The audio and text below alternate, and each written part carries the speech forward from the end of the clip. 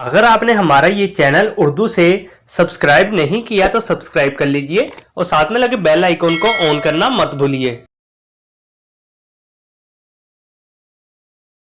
एहतशाम। एहतशाम नाम के इंग्लिश में स्पेलिंग बनते हैं IHTISHAM। एहतशाम नाम के मायने हैं शानो शौकत।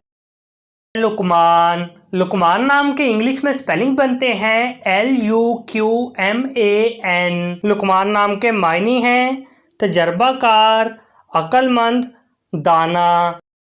महमूद। महमूद नाम के इंग्लिश में स्पेलिंग बनते हैं MAHMOOD। महमूद नाम के मायने हैं काबिल तारीफ या तारीफ के लायक।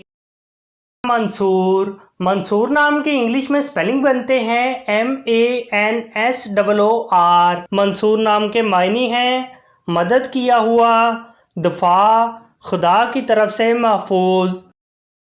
मसूद। मसूद नाम के इंग्लिश में स्पेलिंग बनते हैं MASOOD। मसूद नाम के मायने हैं नेक, सादतमंद, सूदमंद, मुबारक, अच्छा।